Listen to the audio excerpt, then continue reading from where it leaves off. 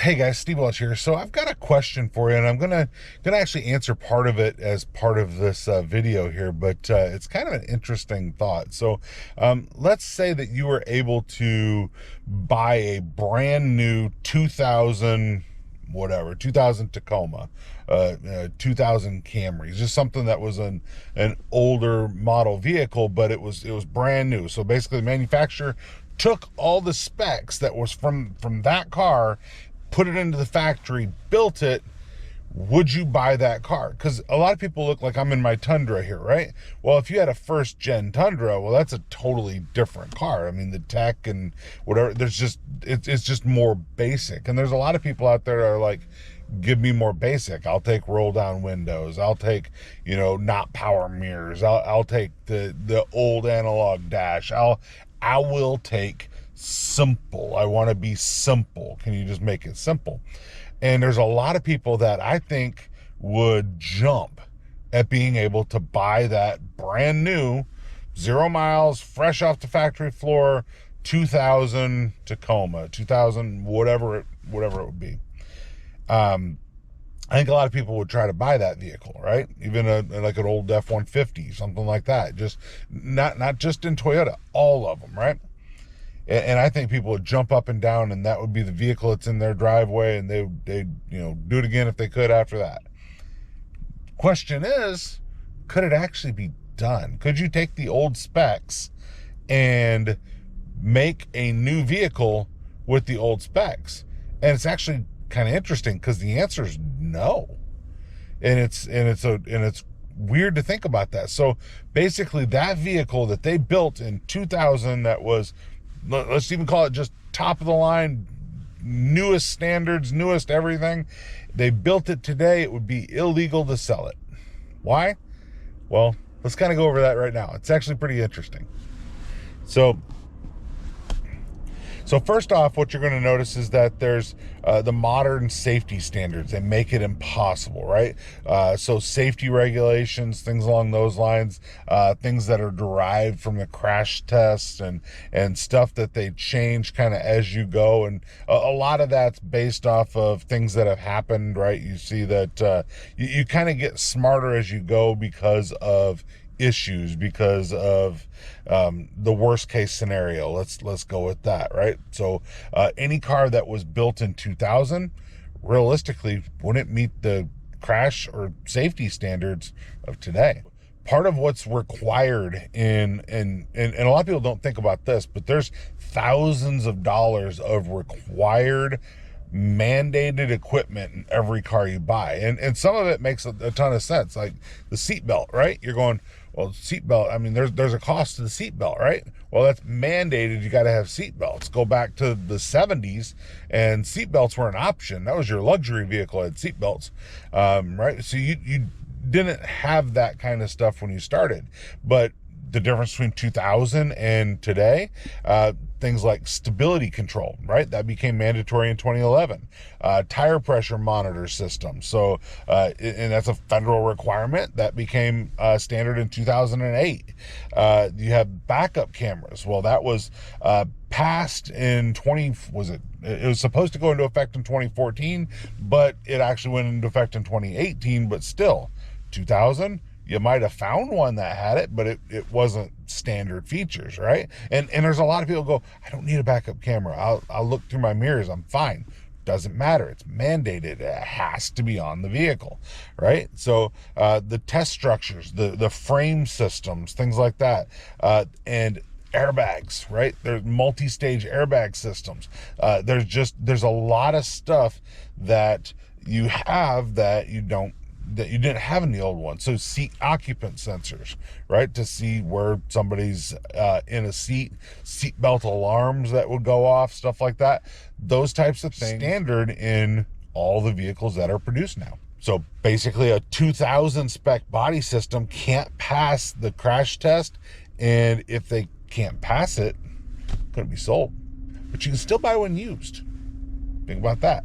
So grandfathered in because it's a used vehicle and it passed the standards when it was built. So emission standards way stricter than what they were in 2000. So actually it's a tier 3 emission standards, and they're drastically tighter. So basically all these sensors, things like that are on the vehicle, it will give up fuel economy to have a slightly cleaner exhaust, where you might go out, I'd prefer the better fuel economy, and I don't really care as much about what's coming out of the tailpipe. Doesn't matter. They've made that choice for you. You're going to give up the fuel economy for that.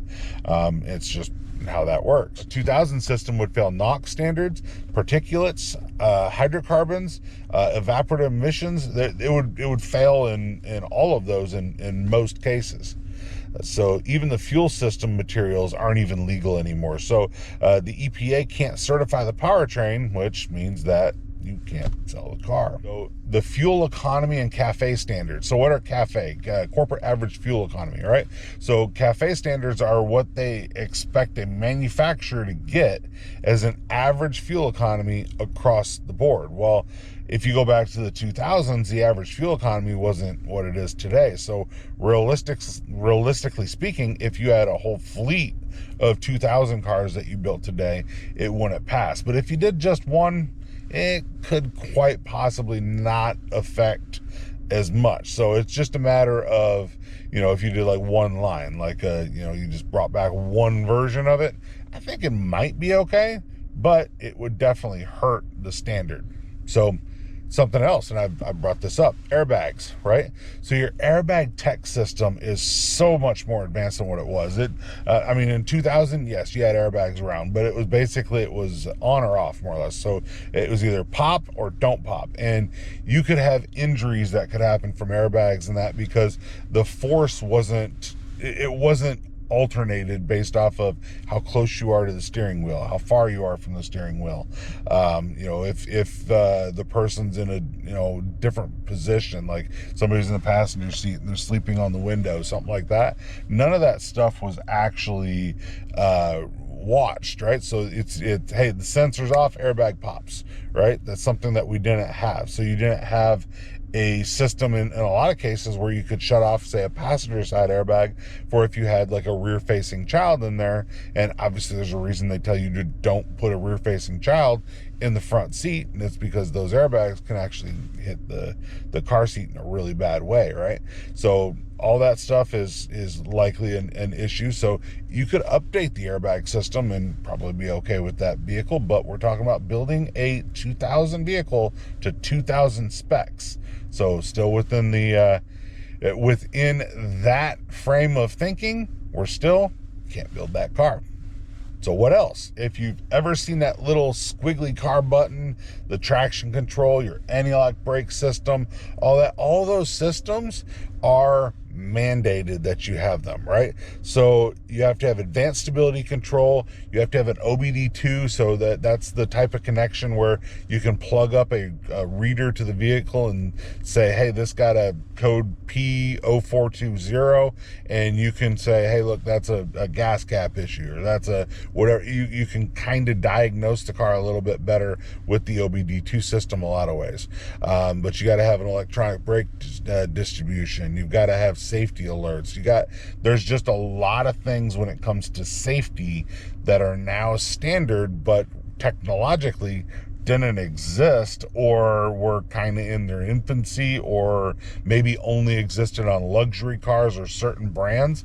That would have been what would have been around in 2000. So 26 years later, that's where we're at. So bottom line, right?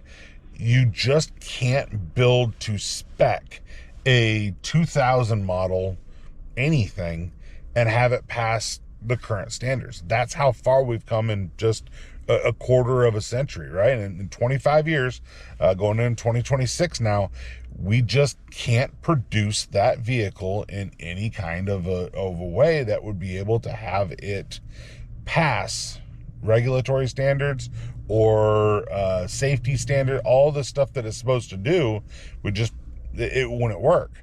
Now, could we build a more basic vehicle that had all of that? Yeah, but you're still, the problem is, and one of the reasons that I brought this up is a lot of people are like, man, just give me an old car but have it be new. And that's just kind of the thought process. And it's like, man, if you made a $25,000 Tacoma that was built to older standards, oh man, people would just scoop them up. They would buy every one of them. Obviously if it was cheaper, even more, right? But man, if they made something like that and make a 2010 RAV4, make one of those, make something that's just, hey, a basic tech. There's nothing's controlled through the radio, no big screens, no touch screens, no digital, literally anything, just a basic car. Would you buy it? I mean, I know a lot of people. I mean, I work in the car industry. I know a lot of people. The answer would be yeah. Now, there's a lot of people that love the tech, the Apple CarPlays, the Android Autos, the digital screens, the functionality, the way that you can update things, the way that you can immediately really know a lot of stuff that's going on. The Bluetooth. Hey, that's something else that you might not have had standard on your old 2000 vehicle that is now mandated because you got all these hands-free laws, right? So you can't talk on your phone and drive. So there's so many things, right, that is a reason that you can't do it. But in general, if they made a car that had minimum, everything minimum, it would have to be better than the 2000. It was better than the 2000. I mean, we drove in 2000 car. I mean, we drove in 70s models cars. Most of us survived it, right? I mean, I did things when I was a kid that, man, cops would get called on you today for, right? If you were riding around without a car seat or without a seat belt or whatever that a lot of people did back then, you'd have, I mean, literally you'd have the book thrown at you today, but people did it. It was common, right? I mean, that's just kind of the stuff that happened back in the day, right? So, but I still think that if they made a basic, look, we're giving you a basic radio, no touchscreen. It's got Bluetooth, it's got whatever, we're giving that to you. Old analog dash, we're giving that to you. Anti-lock brakes, yep, you got it. Brake force distribution, yeah, you got it. Traction control, sure, it's on there. Airbags, all the advanced airbag systems are on it. That's why it'd have to be probably a $25,000 car, but it would be a basic car. I don't think you'd keep them on any lot. I think they would fly off the lot. It would have to be a volume type thing that, the manufacturer wouldn't make a lot of money on them. I know that, but it would have to be a volume thing where you just sold a lot of them, but I think they would. And I think that the first manufacturer that gets out there and goes, look, let's go back. We're making a basic car. And what you'll have is the 50-plus-year-old people. I mean, they would be the first to buy it, right? A lot of those people are like, look, I have a flip phone. I don't need the tech. I don't want to connect to an app. I don't want to do any of the connected stuff. I don't want to do any of this. I just want to get in, turn the key, right? So it'd still have a key, and instead of the push button, they want to get in, turn the key, maybe give them a push button, and a little bit into this century, but hey, get in, turn the key, drive, go, get where I'm going, and I don't have to worry about anything else. I'm just there. What do you think? Would it be a big hit? I think it'd be a massive hit. But you guys tell me what you think. But there's all the reasons that you couldn't buy a 2000 model vehicle if it was built to spec today. And most of it is regulations. It's just weird how we evolve, right, guys? So Steve Welch here. I hope you guys enjoyed this. This is just something that I've thought about for a while, and I wanted to make a video on just because it's an interesting concept, but it could legitimately never happen to where you build the 2000 for today.